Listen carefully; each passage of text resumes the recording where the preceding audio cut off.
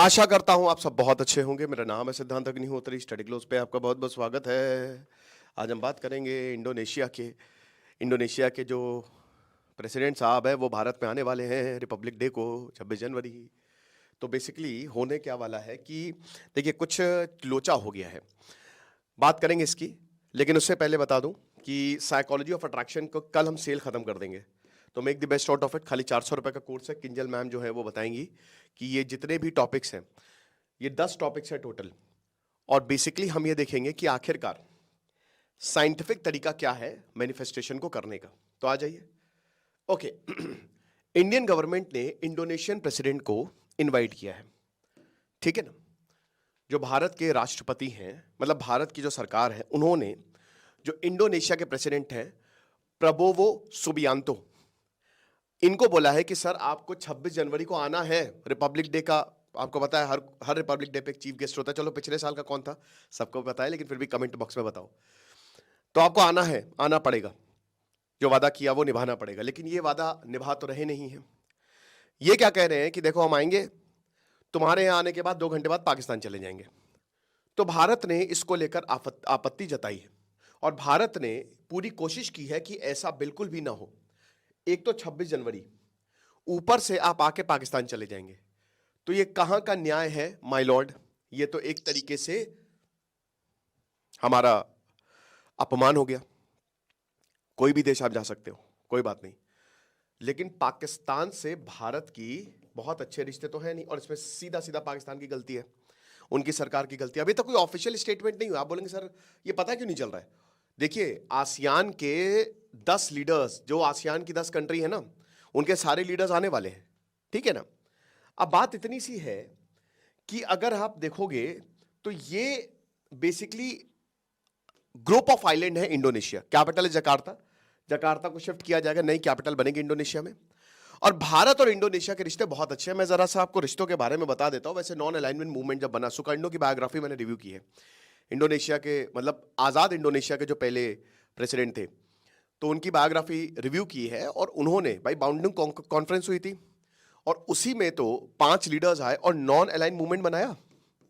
Non align movement जो है उसमें सुकर्णो का बहुत बड़ा हाथ था, जवाहरलाल नेहरू के साथ। और अभी 2024 में हमने 75 साल, हमारे 75 ईयर्स जो है, क्योंकि 1949 में हमने डिप्लोमेटिक रिलेशंस जो है, ये सब कॉलोनियल देश थे ना, मतलब सबको कॉलोनाइज किया गया था, तो हमने इनके साथ 75 साल पूरे किए। बड़ा जोर शोर से सेलिब्रेशन किया हमने, बहुत बढ़िया हुआ, सब चंगा सी। लेकिन अब वही है, हमारे बहुत अच्छे संबंध हैं। और सबसे बड़ी बात, ये पैसिफिक रीजन में आता है, इंडो पैसिफिक रीजन में आता है, ठीक है, मतलब एशिया पैसिफिक। तो ये और इसलिए ये और ज्यादा क्रिटिकल हो जाता है। सारा ट्रेड यहीं से होता है, स्ट्रैटेजिकली बहुत ज्यादा इंपॉर्टेंट है। जितने भी आइलैंड्स हैं वो तो, क्योंकि आपका 90% जो बिजनेस है वो तो समुद्र से ही होता है। तो उस संदर्भ में अगर आप देखो तो भारत और इंडोनेशिया के बहुत बढ़िया रिश्ते हैं। 2024 में जब हमारे 75 साल, अभी पिछले साल जो है वो 75 साल पूरे हुए, तो यहाँ पे जकार्ता फ्यूचर फोरम जो है वो इनॉग्रेट किया गया, ठीक है ना, क्या कि ताकि दोनों देश जो हैं वो साथ में मिलकर काम करें, अच्छा फ्यूचर बना सके। और साथ ही साथ अगर बता दूं तो जैसे हम और जकार्ता मिलके बहुत सारी नेवल एक्सरसाइज करते हैं। इंडो कॉर्पेट एक्सरसाइज जो है वो बहुत ही, ताकि इंटर ऑपरेटिव, यहाँ इस एरिया में जो है ना वो काफी एंटी इंडिया एक्टिविटी होती है, तो उसको भी, उस पर भी नजर डाली जा सके। फिर जो एक्ट ईस्ट इंडिया पॉलिसी है उसमें सबसे इंपॉर्टेंट और सबसे बड़ा पार्टनर जो है वो हमारा इंडोनेशिया। स्ट्रैटेजिक पार्टनरशिप हमने 2005 में साइन की थी और 2018 में फिर से हमने रिन्यू किया। तो हमारे स्ट्रैटेजिक, मतलब आप समझते हो कि मतलब जैसे हम है वैसे ही तुम हो, तुम हमारे सगे भाई से कम नहीं हो। ये है स्ट्रैटेजिक पार्टनर का मतलब। स्ट्रैटेजिक पार्टनर आप ऐसे समझ सकते हो कि भाई जैसे भारत का राज्य अनऑफिशियल, मुंह बोला भाई, मुंह बोला राज्य, ये होता है स्ट्रैटेजिक पार्टनर। तो इंडोनेशिया हमारा स्ट्रैटेजिक पार्टनर है। जब भी आपको कोई बोले अमेरिका कहते हैं हमारा स्ट्रैटेजिक पार्टनर है भारत, तो ये बहुत बड़ी बात होती है।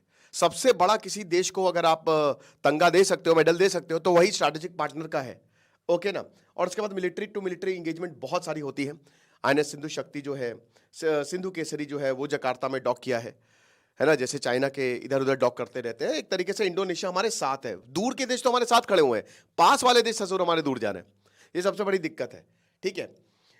बाली यात्रा जो है वो बहुत समय से चल रही है, इंडिया और इंडोनेशिया के लिए बहुत ही इंपॉर्टेंट है। जो इंडियंस है वो इंडोनेशिया जाना पसंद भी करते हैं। बहुत खूबसूरत देश है, बहुत ही बढ़िया देश है इंडोनेशिया। आपको बता दूं कि पहले अगर आप इतिहास में देखो, तो वैसे तो पहले यहां पे शैलेंद्र हिंदू किंगडम था, आज भी इंडोनेशिया में बहुत सारे मंदिर मिलेंगे, और यहां पे भले आज एक इस्लामिक नेशन है ये, लेकिन अगर आप यहां पे जाओगे ना तो आपको जो नाम है वो राम, भीम ऐसे मिलेंगे, है ना। महाभारत रामायण का बहुत पार्ट होता है यहाँ पे, क्योंकि रूट्स जो है वो हिंदुइज्म है ना, ठीक है ना। तो ये भी हमको समझने की जरूरत है। लेकिन जो डिफेंस एक्सपोर्ट है वो भी, जो ब्रह्मोस है ना, बहुत जल्द फिलीपींस तो खरीद ही रहा है, इंडोनेशिया भी ब्रह्मोस खरीदेगा। लगभग 35-38 बिलियन डॉलर का बायलैटरल ट्रेड हुआ, इंपोर्ट एक्सपोर्ट जो है वो 38। और अगर हम साउथ ईस्ट में बात करें तो इंडोनेशिया हमारा सबसे बड़ा ट्रेडिंग पार्टनर है, ठीक है ना। तो आप देख सकते हो कि बहुत ही ज्यादा जरूरी है। लेकिन देखिए ये इतना आसान नहीं, चैलेंजेस भी है। चैलेंजेस क्या है? सबसे पहली बात तो ये है कि ट्रेड इम्बैलेंस है ना। जो बैलेंस ऑफ ट्रेड है वो इंडोनेशिया को बहुत ज्यादा फेवर करता है, क्योंकि इंडोनेशिया पाम ऑयल का one of the biggest producer है, और हम पाम ऑयल हद से ज्यादा खरीदते हैं। बहुत बेकार होता है पाम ऑयल, पाम ट्रीज, है ना। वैसे तो चाणक्य कहते हैं कि पाम ट्री सबसे बेहतरीन होता है क्योंकि वो छाया देता है। चाणक्य नीति की क्लास आज मैं करूंगा। लेकिन पाम ऑयल जो होता है, जो आपको सस्ता मिलता है, जो जितने भी आपको दुकानों में दिखते हैं ना समोसे, ये सब पाम ऑयल के होते हैं। बहुत ही थर्ड क्वालिटी का तेल होता है और बहुत ज्यादा नुकसान करता है। लेकिन क्योंकि पाम ऑयल सबको चाहिए, सस्ता होता है, तो सारे के सारे दुकान वाले palm oil palm oil palm oil, है ना। तो पाम ऑयल का सबसे ज्यादा जो है वो भारत पाम ऑयल जो है वो इंडोनेशिया से खरीदता है। उसके बाद हमारी ट्रेड पोटेंशियल अभी तक हमने रियलाइज नहीं किया। जो ट्रेड बायलैटरल ट्रेड की पोटेंशियल है अभी हमें $38 पे है, $38 बिलियन पे है, वैसे ये $61 बिलियन के करीब है। यानी कि जो अभी हमारा करेंट ट्रेड है ना उससे 33% ज्यादा। तो हमने अभी तक अपनी पूरी पोटेंशियल रियलाइज नहीं किया। और देखो यार, जो भी हो, चाइना का फैक्टर हमेशा रहेगा इंडोनेशिया में, ठीक है ना। और ये जितने भी साउथ ईस्ट एशियन नेशन है, तो BRI के तहत तगड़े इन्वेस्टमेंट चाइना ने भी किए हैं। ओके, तो ये सारी कुछ चैलेंजेस है, बट बहुत बड़े ऐसे चैलेंजेस नहीं है, चीजें बहुत बेहतर है। इंडोनेशिया के हमसे बहुत अच्छे रिश्ते हैं। अब इतना कुछ होने के बावजूद भैया यहाँ पे प्रेसिडेंट साहब ये बोल रहे हैं कि भाई देखिए, हम जो है वो पाकिस्तान जाएंगे और हम भारत भी आएंगे, तो बगल में पाकिस्तान में उनसे भी मिल लेंगे। एक्चुअली इजिप्ट में अभी इनकी शहबाज शरीफ से मुलाकात हुई थी, और वहां पे इन्होंने बोला था कि हम इकोनॉमिक कोऑपरेशन जो है वो करेंगे। अब मुझे ये नहीं समझ में आ रहा है कि पाकिस्तान में कौन सा इकोनॉमिक कोऑपरेशन हो जाएगा। पाकिस्तान एक स्ट्रैटेजिक देश है। अब ये हो सकता है कि इंडोनेशिया पैसे वैसे डाले, और जैसा चाइना कर रहा है कि उनको कोई एरिया दे दिया जाए, तो यही हो सकता है। लेकिन इसमें यही है कि भाई देखिए, इसमें अगर आप भारत आ रहे हैं तो पाकिस्तान नहीं जाएंगे, क्योंकि देखिए हमारे रिश्ते वैसे नहीं है। हम बहुत कोशिश करते हैं पाकिस्तान से अच्छे रिश्ते हो, लेकिन ये ऐसा भाई है, ऐसा नकारा भाई है कि कभी भी मानता नहीं है। ये करता भारत के खिलाफ ही चीजें हैं, ठीक है ना। लोग डेफिनेटली बहुत अच्छे हैं, लोग हर जगह के सही होते हैं, लेकिन वही बता रहे ना कि सरकारें बड़ी गड़बड़ है यहाँ पे। तो भारत ने ये डिप्लोमेटिकली इशू रेस किया कि नहीं नहीं आप नहीं आ सकते, और डिसवेड करने की कोशिश की, इनको मना किया गया। कहा जा रहा है, रिपोर्ट्स हैं ऐसी, ठीक है, टाइम्स ऑफ इंडिया का आर्टिकल है ये। अब मैं तो वहां पे बैठा नहीं हूं, ना ही अभी तक ऑफिशियल अनाउंसमेंट हुई है कि 26 जनवरी को ये एज अ चीफ गेस्ट जो है वो आने वाले हैं, ठीक है। तो प्रेसिडेंट कह रहे हैं कि भैया डायरेक्ट फ्लाइट है, घंटे भर में हम पहुंच जाएंगे पाकिस्तान। लेकिन वही बता रहे ना कि भारत के लिए तो ये बहुत डेंजरस हो जाएगा। दिसंबर में जब इजिप्ट में मिले थे ये, तब इनको लगा कि सब कुछ बढ़िया है। तो यहां पर बोला कि political sovereignty, economic self sufficiency और इंडिपेंडेंट फॉरेन पॉलिसी ये है हमारी, है ना। तो भाई देखिए, भारत कौन होता है किसी के देश में हस्तक्षेप करने वाला? हम तो खाली रिक्वेस्ट कर सकते हैं, है ना। हम ऐसा थोड़ी ना कि कान पकड़ के बोलेंगे कि तुम नहीं जाओगे, तो हम तो सिर्फ रिक्वेस्ट कर सकते हैं। तो भारत ने रिक्वेस्ट की है। अब जाहिर सी बात है कि अगर इंडोनेशिया नहीं मारेगा तो 110% रिश्ते में दरार तो आएगी ही आएगी। भाई भारत और इंडोनेशिया के, जैसा कि मैंने बताया, बहुत ही बढ़िया, मैंने क्या बताया कि जोको विडोडो से लेकर सुकर्णो तक एक से एक जो लीडर्स वहां पे आए हैं, भारत से बहुत अच्छे रिश्ते बना के रखे हुए हैं। 2016 में विडोडो आए, फिर 2018 में रिपब्लिक डे के लिए ये चीफ गेस्ट रहे। हालांकि ये पाकिस्तान भी गए, ऐसा नहीं है पाकिस्तान भी गए, लेकिन तीसरी बार भारत ने इंडोनेशियन प्रेसिडेंट को इनवाइट किया है। तो यही बताता है कि हमारा बहुत अच्छे रिश्ते हैं। बाकी आपके ऊपर है, भारत ने कदम तो लिया है कि भाई किसी तरीके से इनको रोका जाए, लेकिन अब जो होगा वो देखेंगे। Thank you so much.